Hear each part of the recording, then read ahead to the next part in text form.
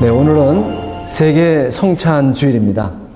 그래서 매년 10월 첫째 주일에 온 세계 개신교 교회들이 성찬 주일로 드리게 되는데, 언제부터 시작됐는가 하니 1936년 10월 첫째 주일에 우리 교회가 속한 미국 장로교단이 시작을 했어요.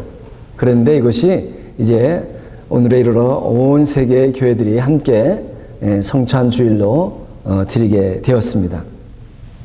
사실 이 성만찬은 우리 예수님께서 이제 마지막 유월절을 맞이하면 십자가를 앞에 두고 이제 제자들과 함께 유월절 식사를 하시면서 함께 빵과 포도를 나누시면서 예수님을 기억하라고 하신 때부터 이 성만찬이 시작이 되었습니다. 그래서 그 제자들과 제자 가운데 우리 바울 사도께서 이 성만찬의 규례를 직접 예수 그리스도께로부터 받았다 하는 것을 강조하고 있습니다. 그래서 오늘 본문 23절에 보니까 내가 너에게 전한 것은 주께 받은 것이니, 주님이 직접 성만찬을 하시고 그리고 너희들에게 전하였다, 이렇게 말씀하고 있는 겁니다. 오늘 고린도 교회에 바울이 이 말씀을 쓰면서, 사실 고린도 교회는 바울이 이미 그 성만찬 예식을 전하고 또 많은 가르침을 주었지만 문제가 많았던 교회입니다. 그래서 그 성만찬에 대한 것과 그리고 교회가 여러 분쟁이 있고 어려움이 많이 있고 병든 자도 많고 죽는 자도 있고 하는 그것을 이제 성찬을 통해서 그들에게 다시 깨닫게 하고 또 바른 성찬을 이해하도록 오늘 주시는 말씀입니다. 그래서 오늘 24절 25절에 보니까 주 예수께서 잡히시던 밤에 떡을 가지사 축사하시고 떼어 이르시되 이것은 너희를 위하는 내 몸이니 이것을 행하여 나를 기념하라 하시고, 식후에 또한 그와 같이 잔을 가지시고 이르시되 이 잔은 내 피로 세운 새 언약이니 이것을 행하여 마실 때마다 나를 기념하라 하셨으니 그랬습니다. 그래서 예수님께서 제자들과 유월절 떡을 나누면서, 이 떡은 이제 무교병입니다. 오늘날 우리는 이제 빵을 가지고 하지만 당시에 예수님은 제자들과 그 유월절 규례에 따라서 무교병 떡을 가지고 이제 만찬을 하게 되었습니다. 그러면서 그 떡을 가지고 하시는 말씀이 이것은 내 몸이다. 그리고 포도주를 들어서 말씀하시기를 이것은 내 피다, 그러시는 겁니다. 그래서 오늘날 그 캐톨릭은 이 말씀을 근거해서 예수님께서 떡을 들어서 이 떡은 내 몸이다 그랬을 때에 분명히 그 떡은 예수님의 몸이 됐다는 겁니다. 이 잔은 내 피다 그랬을 때 분명히 그 포도주는 주님의 피가 됐다는 겁니다. 그래서 오늘날도 사제가 빵을 넣고 포도주를 들어서 기원할 때, 즉 기도할 때에 진짜 예수님의 피지컬리 주님의 몸이 되는 것이고 주님의 피가 된다, 이렇게 믿고 있습니다.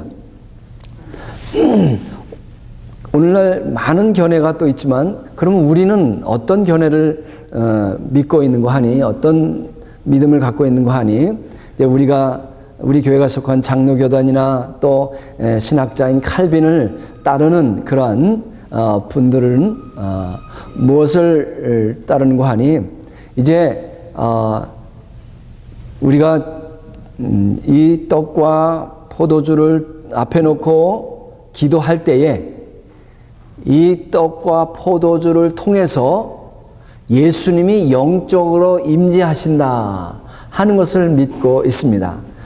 정말 그 빵이, 포도주가 피지컬리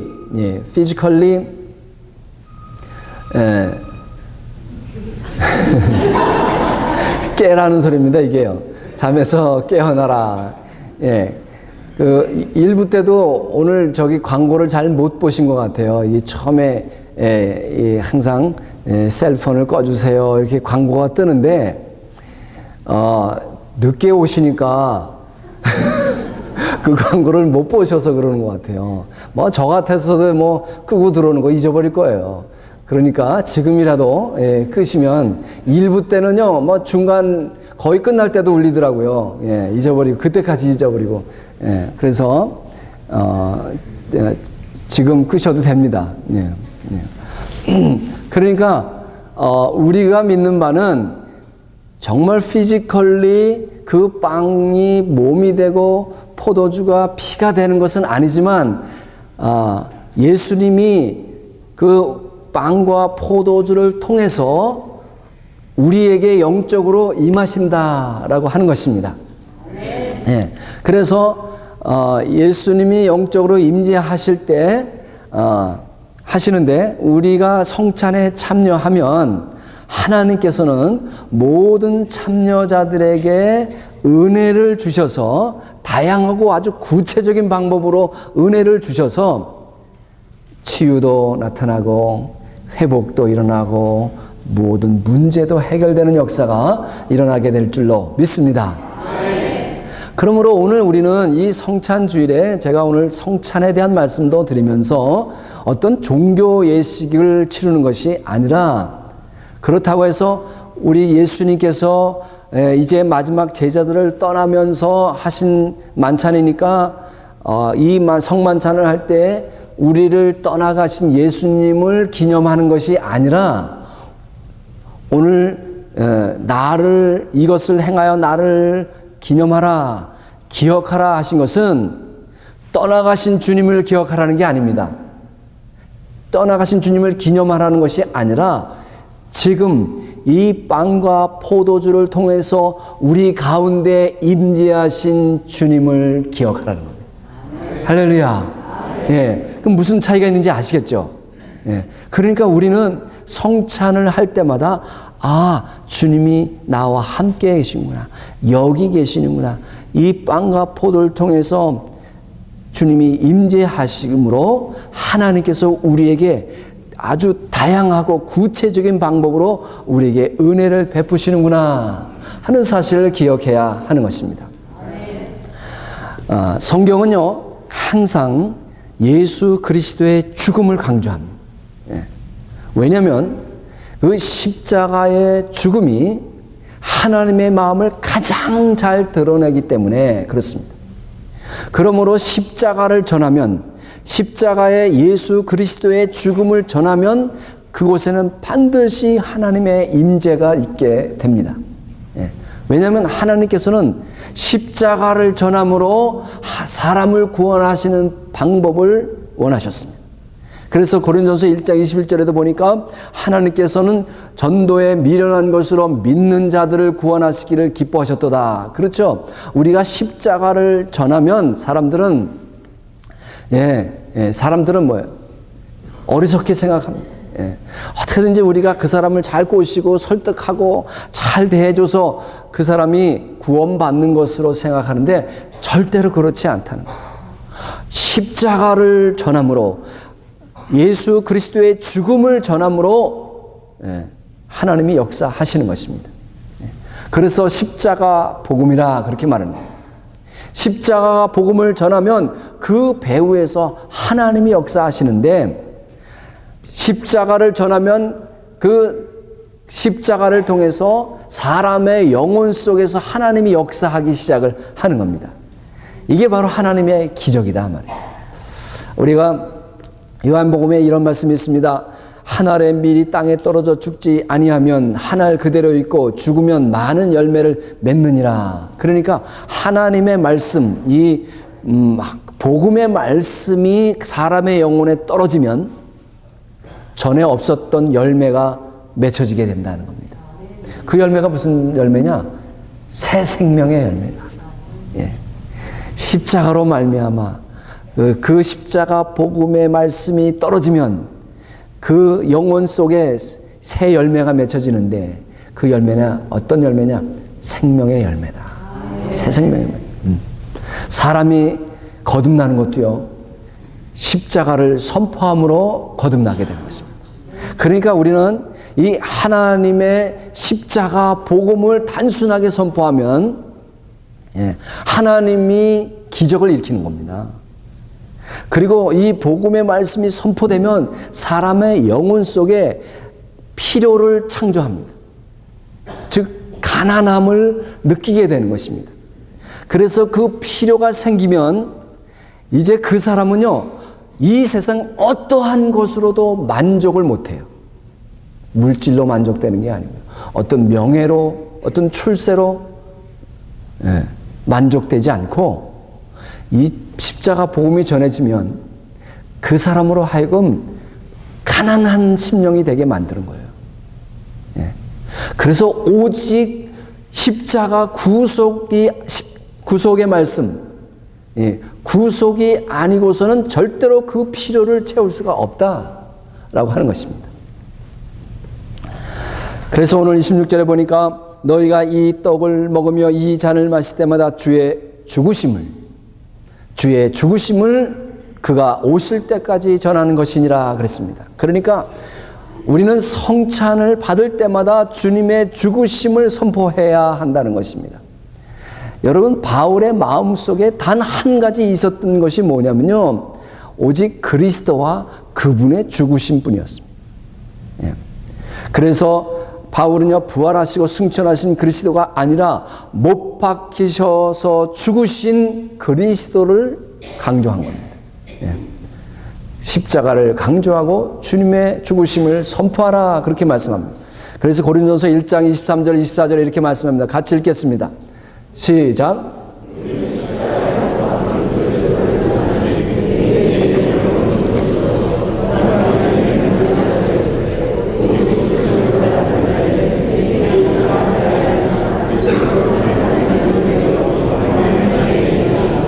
네, 십자가에 못 박히신 그리스도를 전하면 하나님의 능력이 나타나는 겁니다. 거기에 하나님의 지혜가 드러난다는 겁니다. 그 복음을, 십자가에 죽임당하신 그리스도, 복음이에요. 그걸 전하면 사람들의 영혼 속에 어떤 그 필요를 느끼게 된다는 겁니다. 가난함을 느끼게. 그래서 그 사람의 영혼 속에 하나님의 기적이 일어나게 된다라고 하는 것입니다. 그래서 이제 그 복음은, 그 십자가의 복음은 그 사람의 속성, 그 사람의 성향 속에 있는 아주 깊고 악한 모든 죄악의 문제를 해결하게 되는 것입니다. 이것이 하나님의 기적이란 말이에요. 그래서 오늘 27절 29절에 보니까 그러므로 누구든지 주의 떡이나 잔을 합당하지 않게 먹고 마시는 자는 주의 몸과 피에 대하여 죄를 짓는 것이니라. 사람이 자기를 살피고 그 후에야 이 떡을 먹고 이 잔을 마실지니 주의 몸을 분별하지 못하고 먹고 마시는 자는 자기의 죄를 먹고 마시는 것이니라 그랬습니다. 그러니까 우리가 오늘 성찬을 하는데 합당하게 먹고 마시지 아니하면 어떻게 해요? 주의 몸과 피에 대해 죄를 짓는 것이 되는 거예요. 자기를 살펴야 된다는 겁니다. 주의 몸을 분별하지 못하고 먹으면 자기의 죄를 먹고 마시는 것이 되는 겁니다. 그랬더니 일부에요, 성찬을 안 받는 분들이 많아요. 내가 볼 때는 내가 나를 잘 살피지 못하고 분별하지 못하는 것 같은데, 그래서 안 드시는 분이 있어요. 또 어떤 분은 세례를 안 받았으니까, 세례 안 받으면 성찬을 못 하니까 하지 말아야지, 이제 그렇게 생각하시는 분이 있는데, 저희 교단은 이렇게 권장하고 있습니다. 신학적으로 또 성경적으로 꼭 세례를 받아야 성찬을 참여하는 것이 아니라, 내가 예수 그리스도를 영접하고 또 주님을 주라 시인하고 고백하는 자들은 언제든지 세례를 받았든지 안 받았든지 성찬에 참여할 수 있고 빵과 포도주를 받을 수가 있습니다. 혹 또 어린아이일지라도 그가 유아 세례를 받았다면 부모가 원하면 언제든지 아이에게도 떡과 잔을 줄 수가 있습니다. 그것이 저희 교단이 성경을 해석하는 그렇게 해석하고 또 세례를 안 받았을지라도 성찬에 참여할 수 있다라고 하는 사실입니다. 그래서 그러면 우리가 어떻게 합당하게 주의 떡과 잔을 받을 것인가 하는 것입니다. 성찬은 말씀드린 대로 주님의 죽으심을 상징하는 것이라 했습니다. 그래서 자기를 살피고 떡과 잔을 받으라고 했습니다. 즉 자기를 살핀다는 것은 이제 우리가 구원받은 것은 바로 주님의 십자가로 말미암아 우리가 구원을 받았습니다. 그래서 우리는 그 주님의 죽으심에 대해서 정말 감사하는 마음으로 이 떡과 잔을 받아야 한다는 것입니다. 그것이 바로 주의 몸을 분별하고 먹고 마시는 것입니다. 이것이 성만찬의 본질이라 할 수 있습니다. 우리가 이것을 이해하고 인식해야 하는 것입니다. 주님의 죽으심을 상징하고 이 떡과 잔을 통해서 주님이 오늘 우리 가운데 임재하시고, 주님이 임재하실 때 하나님이 우리에게 은혜를 부어주시는구나. 그러므로 이제는 우리가 그 주님의 죽으심에 대해서 감사하고 우리가 주님 오실 때까지 주님의 십자가를 선포해야 되는구나. 이것이 바로 주님의 몸을 분별하고 자기를 살피는 일인 줄 믿습니다. 그래서 30절에 보니까 그러므로 분별하지 못하고 자기를 살피지 못하고 합당하게 떡과 잔을 받지 못하면 어떤 일이 생기는 거 아니? 30절에 이렇게 말씀하고 있습니다. 그러므로 너희 중에 약한 자와 병든 자가 많고 잠자는 자도 적지 아니하니. 그래서 분별하지 못하고 자기를 살피지 못하고 참여하게 될 때 영적으로 뿐만 아니라 우리의 육체적으로도 연약해지고 잠자는 것은 죽음을 의미합니다. 죽음까지도 초래하게 된다라고 하는 말씀입니다. 그러므로 우리가 자신을 살펴야 되는 것입니다. 그렇다고 그럼 받지 않으면 되겠구나. 그게 아니에요. 우리는 하나님의 은혜 없이는 살 수가 없습니다. 오늘 우리는 이 주님의 살과 피에 참여함으로 말미암아 하나님의 우리가 헤아릴 수 없는 그런 하나님의 은혜가 임하게 되는 것입니다. 그러므로 이제 우리는 우리 자신을 살피고 정말 주님을 기쁘시게 하는 것이 무엇인가 판단하라는 겁니다. 그렇지 않으면 주님께 징계를 받게 된다라고 우리를 살폈으면 판단을 받지 아니하려니와 우리가 판단을 받는 것은 주께 징계를 받는 것이니 그랬습니다. 그런데 우리가 잘 알아야 할 것은 우리가 이런 징계를 받는 것이 바로 하나님의 사랑이라는 겁니다. 하나님은 사랑하는 자녀를 징계하시는 거예요. 만약에 징계받지 않는 자라면 하나님의 자녀가 아닌 것입니다. 그래서 하나님의 징계는 잘못된 자식을 회개케 하기 위해서 하나님께서 그 사랑의 표현을 하시는 것이고 또한 그것이 그 자녀에 대한 구속의 표현임을 우리가 알아야 하는 것입니다. 그러니까 오늘 본문 말씀처럼 세상과 함께 정죄함을 받지 않게 하려고 하나님이 우리를 징계하신다라고 하는 것입니다. 왜? 영원한 심판을 막아주시기 위해서 하나님의 사랑하는 자녀이기 때문에 징계를 하심으로 우리 자신을 살피고 그리고 주의 몸을 분별하도록 요구하시는 것입니다. 이와 같이 하나님은요, 하나님의 가장 큰 관심은 뭐냐? 사람들을 구속하는 겁니다. 모든 사람들을 한 영혼도 빠짐없이 구원하시는 것입니다. 그러한 하나님의 관심에 나의 관심을 일치시켜야 하는 것입니다. 이것이 바로 주의 몸을 분별하는 것이고 자기를 살피는 일이다. 그런데 우리가 자신의 어떤 목표나 성공에 집착한다면 이것은 하나님의 역사를 방해하는 것이 되는 것입니다. 그러므로 그리스도인의 삶이라고 하는 것은 과연 어떤 것이 주님 안에서 진정한 성공이냐? 그리스도인의 성공이라고 하는 것은 뭘 많이 가졌느냐가 아니고 얼마나 높은 자리에 올라갔느냐가 아니고 얼마나 건강하게 오래 사느냐가 아니라 주님 안에서 얼마나 다른 사람들 위해서 소모하였는가, 그것이 바로 그리스도인의 성공의 기준인 줄 믿습니다. 그래서 우리 주님께서 우리의 구원을 위해서 오늘 찢어지는 빵이 되시고 그리고 부어지는 포도주가 되신 것처럼 이제 우리는 그리스도인으로서 다른 사람들을 위해서 주님의 손에 들려진 하나님의 양식이 되어야 한다는 것입니다. 그래서 예수님께서 부활하신 후 제자 베드로에게 나타나서 이렇게 말씀하십니다. 세 번째 이르시되 요한의 아들 시몬아 내가 나를 사랑하느냐 하시니 주께서 세 번째 내가 나를 사랑하느냐 하심으로 베드로가 근심하여 이르되 주님 모든 것을 아시오매 내가 주님을 사랑하는 줄을 주님께서 아시나이다. 예수께서 이르시되 내 양을 먹이라 그랬습니다. 그러니까 지금 주님은 주님을 떠난 베드로에게 나타나셔서 부활하신 주님께서 나타나셔서 내가 나를 사랑하느냐 이렇게 세 번이나 묻습니다. 그러니까 자신이 없던 베드로는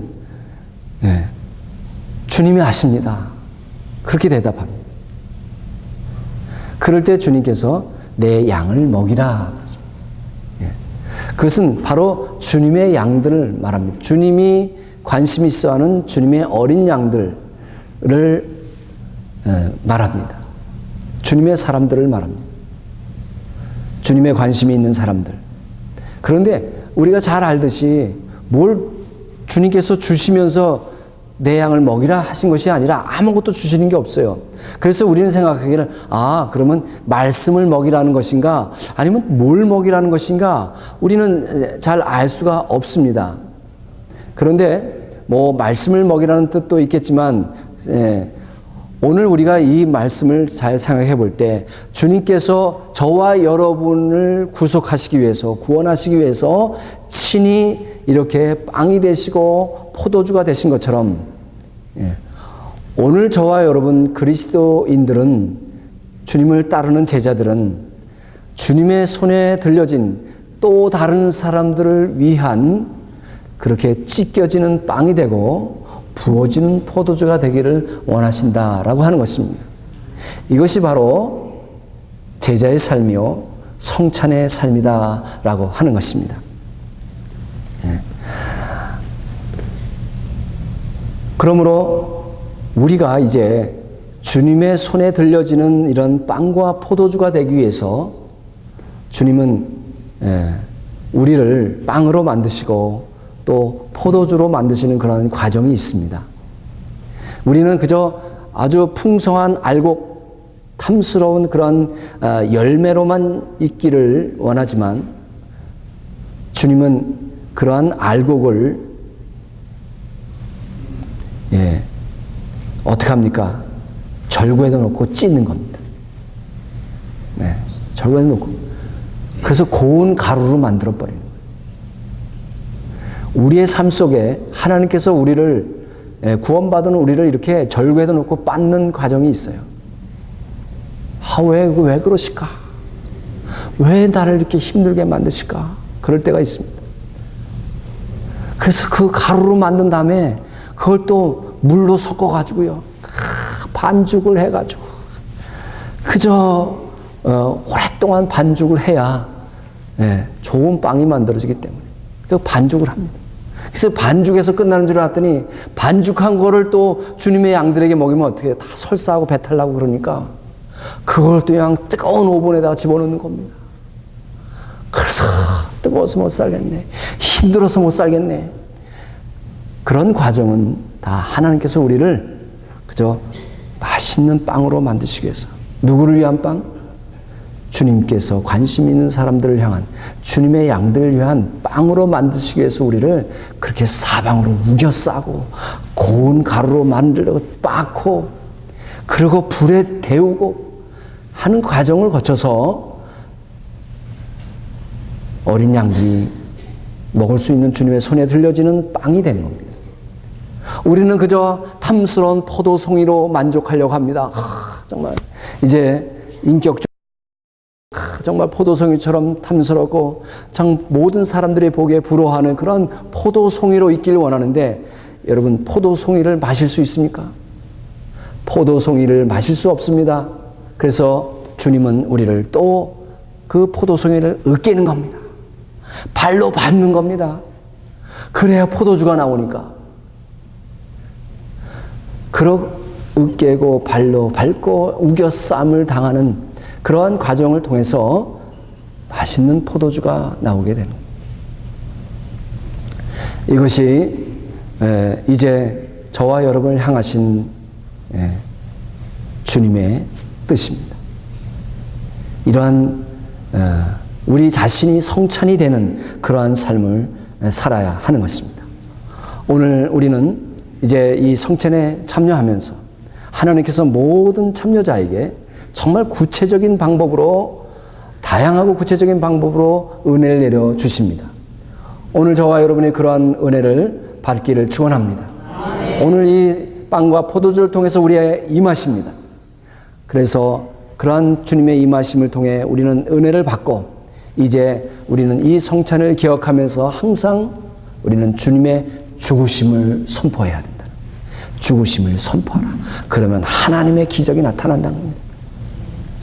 그리고 이제 우리가 주님의 죽으심으로 말미암아 빵과 포도주가 되심으로 말미암아 하나님의 손에 들려진 그런 빵과 포도주가 되심으로 저와 여러분이 구원을 받았단 말이에요. 이제 구원받은 우리는 또다시 주님의 손에 들려지는 그런 빵과 포도주가 되어야 하는 것입니다. 그것이 주님을 기쁘시게 하는 삶이 되는 줄로 믿습니다.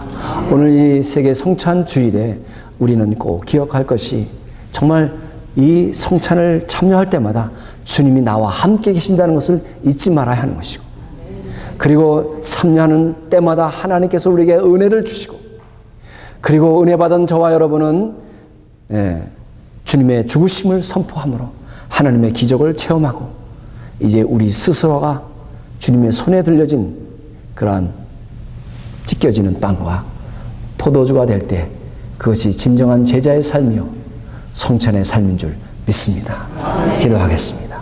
주님, 감사합니다. 오늘 이 특별한 성찬 주일에 믿음으로 참여하는 모든 성도님들에게 놀라운 하나님의 은혜를 주시고 주님의 임재하심으로 말미암아 이제 모든 치유와 회복의 역사가 나타나게 하시고, 새롭게 결단하여 이제 주님의 손에 들려지는 빵과 포도주가 되는 역사가 있게 하여 주옵소서.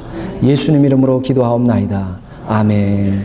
우리 성찬 준비하면서 찬송 229장 1절부터 4절까지 찬양하겠습니다.